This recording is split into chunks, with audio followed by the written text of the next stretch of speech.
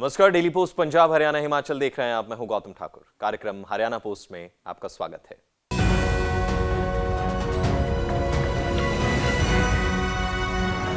हरियाणा सरकार बीपीएल परिवारों के लिए भी कई तरह की योजनाएं चलाए हुए है, उन्हें लाभ पहुंचा रही है। इन्हीं में से एक योजना है गरीब परिवारों को सस्ते दामों पर राशन उपलब्ध करवाना, और यह सब हो रहा है ईपीडीएस पोर्टल के जरिए और प्रधानमंत्री गरीब कल्याण अन्न योजना के तहत, जिस कारण आज हरियाणा के अंदर सरकारी राशन पाने वाले लाभार्थियों का आंकड़ा 34 लाख के करीब पहुंच चुका है। हरियाणा पोस्ट के तहत देखिए इस रिपोर्ट में। पीडीएस योजना का गरीबों को मिल रहा लाभ, 34 लाख परिवारों को मिल रहा राशन।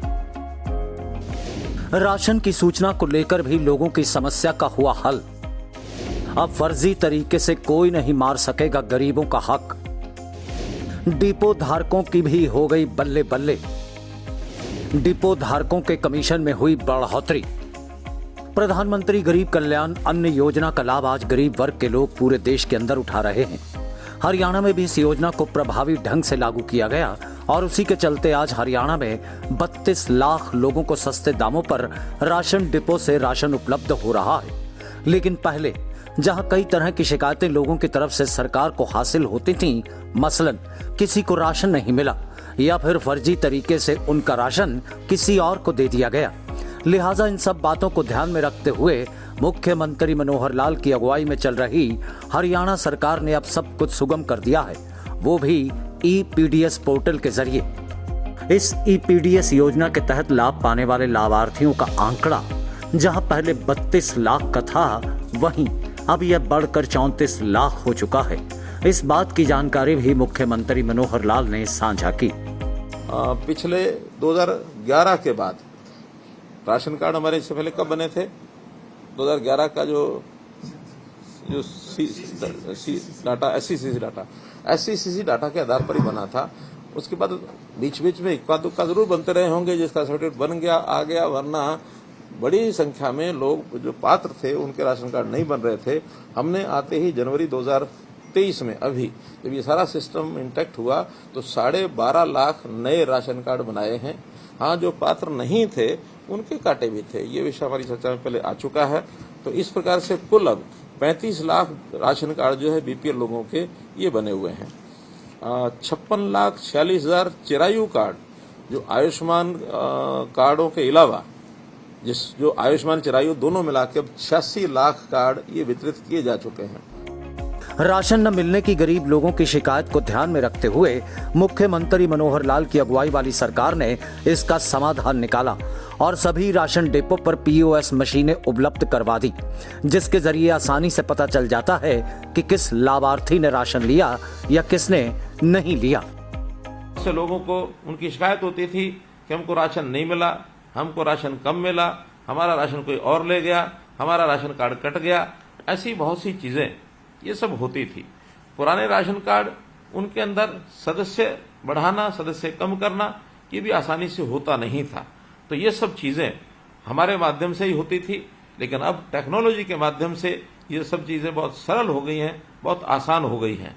पहले हम अपने रजिस्टर रखते थे, उसके अंदर सब कुछ लिखना होता था और कभी भी उसका जो जांच करने वाले लोग आकर के जांच करते थे।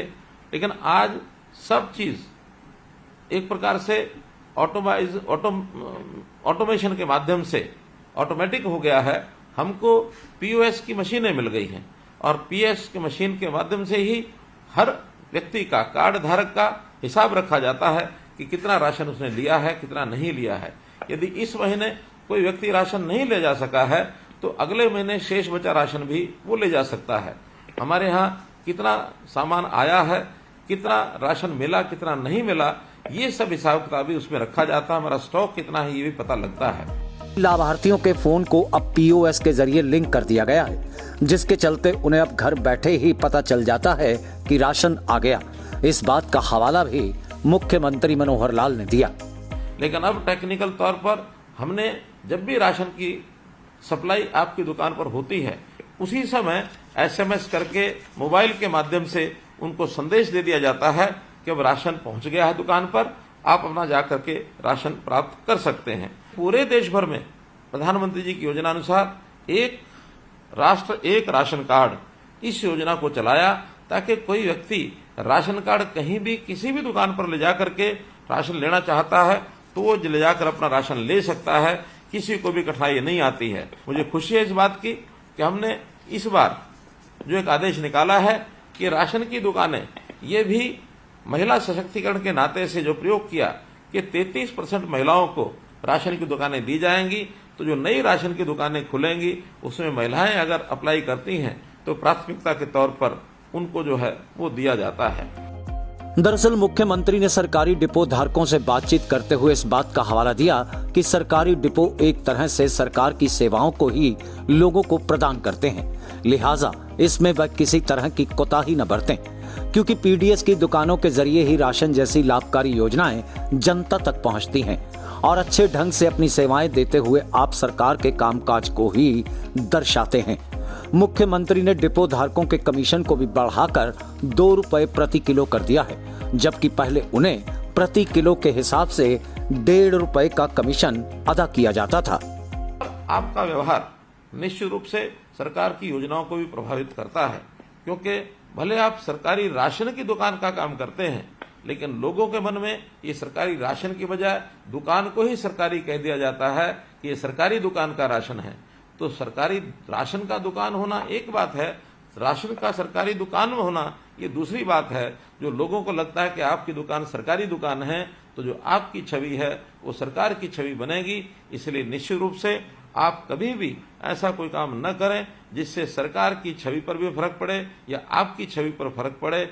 शुद्ध सात्विक काम करना यही आपके लिए एक प्रकार से अपेक्षित है, और मैं आपको आपके इस आत्मविश्वास को, यानी जो समाज में भी आप आत्मविश्वास भरते हैं, उस योजना को भी, मैं उस काम को भी आपकी सराहना करता हूं और आपका धन्यवाद करता हूं कि आप गरीब आदमियों की सेवा करते हैं। आपको विश्वास दिलाता हूं, आपकी हर समस्या के समाधान के लिए हम आपके साथ खड़े हैं। सस्ते राशन की दुकानें गरीब वर्ग के लोगों के लिए हैं और इस योजना के तहत प्रदेश या देश का कोई भी व्यक्ति भूखा न सोए, इसके लिए सरकार पूरी तरह से प्रयासरत है।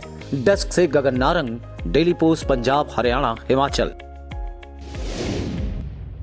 मुख्यमंत्री मनोहर लाल की अगुवाई में हरियाणा में शुरू हुई निरोगी हरियाणा योजना गरीब वर्ग के लोगों के लिए वरदान बनकर साबित हुई है, क्योंकि सरकार की तरफ से निरोगी योजना के तहत 1,40,00,000 लोगों का फ्री हेल्थ चेकअप करवाए जाने का लक्ष्य रखा गया है। और मुख्यमंत्री मनोहर लाल के मुताबिक अब तक लाखों लोग इस योजना का लाभ पाते हुए अपना हेल्थ चेकअप करवा चुके हैं। देखिए इस रिपोर्ट में। निरोगी हरियाणा योजना, प्रदेश के लोगों का सरकार करवा रही हेल्थ चेकअप। निरोगी हरियाणा योजना का लोग उठा रहे लाभ। निरोगी हरियाणा मुख्यमंत्री मनोहर लाल की वो महत्वाकांक्षी योजना है जिसे धरातल पर उतारने से पहले गहरा अध्ययन किया गया और फिर योजना का खाका और पूरी रूपरेखा तैयार करने के बाद अंतर्राष्ट्रीय गीता महोत्सव के आयोजन के दौरान मुख्यमंत्री मनोहर लाल की मौजूदगी में देश की राष्ट्रपति द्रौपदी मुर्मू के हाथों इस योजना का शुभारंभ किया गया। पहले चरण में हमने अंत्योदय की भावना को ध्यान में रखते हुए जो गरीब व्यक्ति हैं, ऐसे गरीब व्यक्तियों को ही इससे शुरुआत की गई है कि उनका शारीरिक टेस्ट पहले किया जाए, और इसके लिए हमने 1,21,00,000 नागरिकों का टारगेट ये अपने सामने पहले रखा है। तो इस टारगेट को पूरा करने के लिए जो हमारी निरोगी हरियाणा योजना है, ये योजना हमारे देश की राष्ट्रपति श्रीमती द्रौपदी मुर्मू, उन्होंने 29 नवंबर 2022 को अंतर्राष्ट्रीय गीता जयंती के अवसर पर और इसको शुभारंभ किया है। इस योजना को धरातल पर उतारने और पूरी तरह से उसे सफल करने के लिए इसे 3 चरणों में शुरू किया गया, जिसके तहत सिटीजन हेल्थ सर्वे के काम भी 3 ही चरणों में पूरे हुए। निरोगी हरियाणा योजना का पहला चरण, इसके तहत 1,80,000 रुपए की वार्षिक आय वाले परिवारों की हुई स्वास्थ्य जांच। 30,60,000 वह परिवार जो अंत्योदय योजना के तहत आते हैं, उनका भी हेल्थ चेकअप किया जा चुका। इन परिवारों में कुल सदस्यों का आंकड़ा है 1,21,54,000 के करीब। इन सभी के स्वास्थ्य की जांच के लिए चल रहा अभियान। मुख्यमंत्री मनोहर लाल ने अपने संबोधन के दौरान हर वर्ग के लोगों से यह अपील की कि वह डॉक्टर की ओर से दी जाने वाली दवा का इस्तेमाल रेगुलर करते रहें, क्योंकि हेल्थ चेकअप के दौरान 2 लाख से ज्यादा लोग ऐसे पाए गए जो किसी न किसी बीमारी से पीड़ित हैं। इनमें से 55,000 लोगों को अनीमिया यानी खून की कमी का होना पाया गया और उसमें सबसे ज्यादा गिनती महिलाओं की थी। लिहाजा मुख्यमंत्री ने बहनों और महिलाओं से अपील की कि वह अपने आप को स्वस्थ रखने के लिए डॉक्टरों की दवा का इस्तेमाल नियमित रूप से उनकी हिदायत के अनुसार हमेशा करती रहें। अपनी बहनों से, माताओं से, जो बेटियां हैं, बहन बेटियों से भी आग्रह करूंगा कि वो जाकर के समय समय अपनी स्वास्थ्य की जांच जरूर कराएं। तो इसके लिए आग्रह है, स्वास्थ्य की जांच भी कराएं और जो डॉक्टर द्वारा दी गई आयरन की गोलियां हैं वो जरूर खाएं और समय समय पर अन्य दवाई का भी उपयोग है वो सब करें। मुख्यमंत्री ने इस बात का हवाला भी दिया कि गरीब वर्ग के लोगों की आर्थिक स्थिति कमजोर होने के चलते इलाज न करवाने की पीड़ा को प्रधानमंत्री ने समझा और आयुष्मान भारत योजना का शुभारंभ किया गया और हरियाणा ने इसका विस्तार करते हुए हरियाणा में चिरायु योजना को प्रारंभ किया। इस योजना के तहत पहले 1,80,000 रुपए की वार्षिक आय वाले लोगों को स्वास्थ्य कवर दिया जाता था, तो वहीं अब 3 लाख की वार्षिक आय वाले परिवारों को भी चिरायु योजना का लाभ दिया जा रहा है, जिसके तहत 5 लाख रुपए तक के इलाज की सुविधा लाभार्थी ले पा रहे हैं। तो गरीबों के लिए तो प्रधानमंत्री जी ने भी योजना बनाई है। प्रधानमंत्री जन आरोग्य आयुष्मान भारत योजना अर्थात आयुष्मान के माध्यम से हमारे हर गरीब व्यक्ति का परिवार के इलाज के लिए 5 लाख रुपए की बीमा योजना ये बनाई गई है ताकि उसके पैसा खर्च न हो। हमने इसी योजना में हरियाणा में एक और नई योजना चिरायु हरियाणा भी साथ जोड़ी है ताकि ये संख्या जो पहले 15.5 लाख थी इसको बढ़ा करके हम 30 लाख के पार कैसे ले जाएं। और केवल यहीं तक नहीं, 1,80,000 रुपये तक की योजना थी, हम तो उससे आगे भी सोच रहे हैं कि इसको 3 लाख रुपए वार्षिक आय के हिसाब से भी कुछ योजना नई बना करके इसको बढ़ाया जाए। मुख्यमंत्री की महत्वाकांक्षी योजना निरोगी हरियाणा के तहत अब तक लाख लोग इसका लाभ पाते हुए अपने हेल्थ टेस्ट करवा चुके हैं और उन्हीं के आधार पर वह अपना इलाज भी सही तरीके से करवा पा रहे हैं। अलग से जो एक योजना बनाई हमने निरोगी हरियाणा, निरोगी हरियाणा में भी उसमें भी पीपीपी के माध्यम से ही सारा दर्ज होता है। पहले चरण में 1,80,000 से नीचे के परिवारों के ही निरोगी हरियाणा के अंतर्गत टेस्ट हो रहे हैं। 27 लाख से अधिक ऐसे लोगों के टेस्ट हो चुके हैं, लेकिन चूंकि बहुत बड़ा इंफ्रास्ट्रक्चर चाहिए इसके लिए धीरे धीरे इसको गति को हम बढ़ा रहे हैं। इस गति को बढ़ा करके हमारा टारगेट वही 1,40,00,000 लोगों का और एक बार शारीरिक उसके जो चिकित्सीय जो टेस्ट हैं, हेल्थ जो टेस्ट होते हैं वो सब उसके करने की हमारी योजना है। लोग इस योजना को एक वरदान मानते हुए मुख्यमंत्री मनोहर लाल के कामों की सराहना भी खूब कर रहे हैं। डेस्क से गगन नारंग, डेली पोस्ट, पंजाब, हरियाणा, हिमाचल।